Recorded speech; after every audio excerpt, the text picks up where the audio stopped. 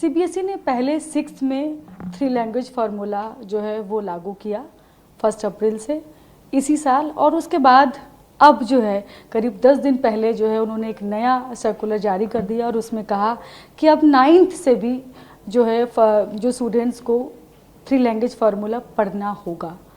अब स्टूडेंट्स इस बात को लेकर परेशान है, खासतौर पे 9th के जो स्टूडेंट है कि अभी तक तो उनको ये कहा नहीं गया था और बीच सेशन में उनसे कहा जा रहा है कि 3 लैंग्वेज आपको पढ़नी होगी।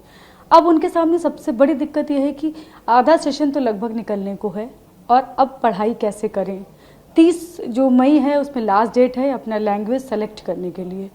क्या करे स्टूडेंट्स, तो सबसे बड़ी दिक्कत है। हमारे साथ बातचीत करने के लिए टीचर हैं जो कि स्टूडेंट्स को पढ़ाते भी हैं। सर अपना पूरा नाम बता दीजिए। मैं तेजस्वी खन्ना यहाँ पढ़ाता हूँ। तो सर आपके पास जो स्टूडेंट आ रहे हैं वो किस तरह की दिक्कत लेकर आ रहे हैं? सो मैम, स्टूडेंट्स के लिए इस समय मेन कंसर्न तो ये है कि जैसे एकेडमिक सेशन हमारा स्टार्ट हो चुका है पहले से ही।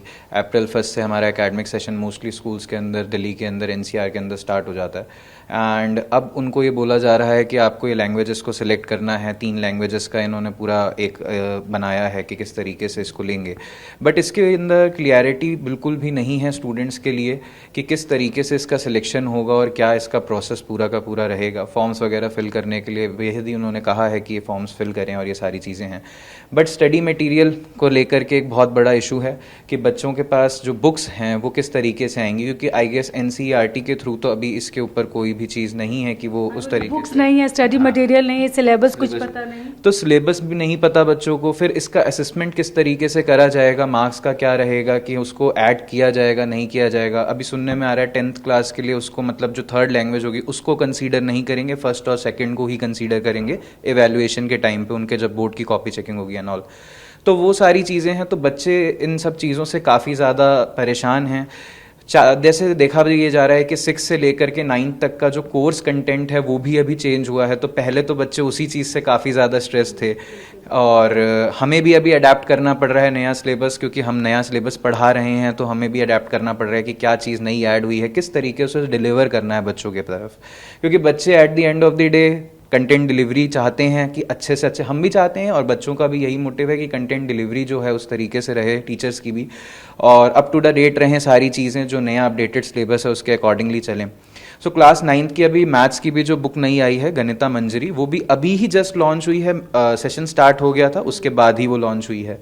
तो ये काफ़ी सारी चीज़ें हैं जो चल रही हैं, जो मुझे लगता है कि हमारी जो गवर्नमेंट है उसको इस सब चीज़ों पे ध्यान देना चाहिए और प्रायर इन चीज़ों को आई गेस ये लोग रिलीज़ करें और प्रेस रिलीज़ में ये सारी चीज़ें बताई जाएं, क्लियरली सर्कुलेशन हो चीज़ों का, पहले से बच्चों को पता हो, सो दैट पैनिक ना क्रिएट हो बच्चों के बीच में। और इसी बीच ये सब कुछ चल रहा है कन्फ्यूज़न, और उसी बीच में सुप्रीम कोर्ट में मामला चला गया है।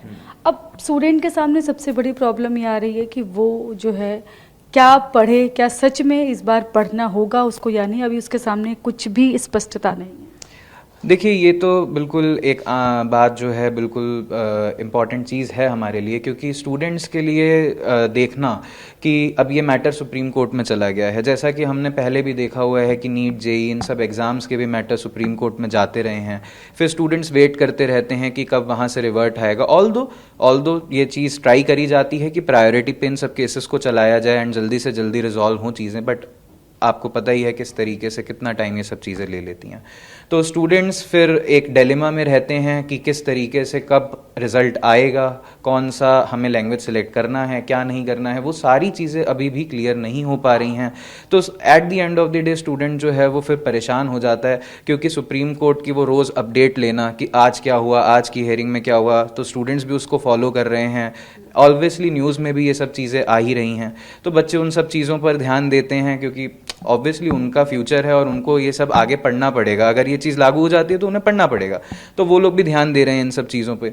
तो यही है कि बच्चों का टाइम उस तरफ भी जा रहा है and they are not sure कि अभी कहाँ से स्टार्ट करें, कैसे करें। और आई गेस जब ये चीज़ें हो भी जाएंगी इम्प्लीमेंट, तो स्कूल्स के लिए भी एक बहुत बड़ा टास्क होगा इसको, नई वाली जो ये हमारा 3 लैंग्वेज पॉलिसी है इसको अडेप्ट करना। स्कूल्स को भी थोड़ा सा टाइम इसमें बिल्कुल लग सकता है। कि एक साथ किसी एक सब्जेक्ट के इतने सारे जो है वो टीचर्स को भी, मान लिया हिंदी सबको अगर लेंगे, इस हिंदी पट्टी के ज़्यादातर एरिया में ज़्यादातर हिंदी को लेना ही पड़ेगा। एक साथ इतने सारे हिंदी टीचर्स को, या संस्कृत लेंगे तो संस्कृत टीचर्स को हायर करना ये भी मुश्किल होगी। एक कहेंगे कि ट्रेंड टीचर मिल पाए, ये कितनी दिक्कतें आएंगी इसमें? बिल्कुल, इसके लिए ये देखना पड़ेगा जो स्कूल्स हैं उनको, कि अगर नेटिव लैंग्वेज स्टूडेंट सेलेक्ट करता है तो हर नेटिव लैंग्वेज के लिए उसका ट्रेंड सर्टिफाइड टीचर बिल्कुल होना चाहिए, क्योंकि वही सिखा पाएगा कि लैंग्वेज किस तरीके से पढ़नी है। और जहाँ तक बात है फॉरेन लैंग्वेजेस की, तो फॉरेन लैंग्वेजेस में जर्मन जो है एक लैंग्वेज है, अभी उसका भी प्रपोज नहीं है पूरी तरीके से कि क्या क्लियरिटी नहीं है उसमें भी। तो जो फॉरेन लैंग्वेजेस वगैरह भी हैं उसके लिए भी सर्टिफाइड टीचर्स की ज़रूरत तो पड़ेगी ही। एंड इतनी सारी लैंग्वेजेस अगर हैं तो अगर एक पूल ऑफ स्टूडेंट्स एक लैंग्वेज को सिलेक्ट करेगा, ऐसा भी ज़रूरी नहीं होता। मल्टीपल बच्चे हैं, अलग अलग तरीके के लैंग्वेजेस हैं, उनकी चॉइसेस रहेंगी।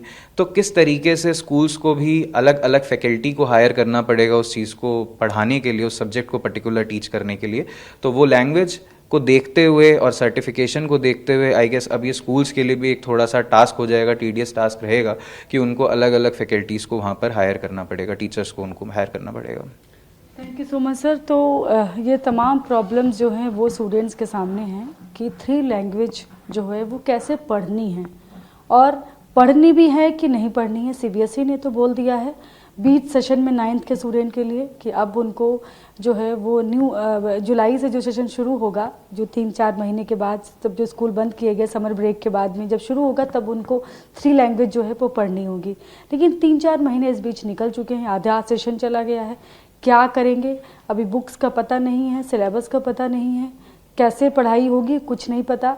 और इसी बीच सुप्रीम कोर्ट में केस भी जा चुका है। तो क्या सच में पढ़ना है, या फिर ये साल जो है वो इसी तरह से गफलत में चला जाएगा, भ्रम में चला जाएगा, और या फिर स्टूडेंट्स इसी कहेंगे कन्फ्यूज़न में रहेंगे कि क्या करें। तो सीबीएसई से तमाम टीचर्स जो हैं वो इस बात की मांग भी कर रहे हैं, स्टूडेंट्स भी कह रहे हैं कि सीबीएसई इस पर और ज़्यादा क्लियर करे। कैमरा पर्सन सुनील के साथ मैं शालिनी वाजपेयी, TV9 भारतवर्ष, दिल्ली।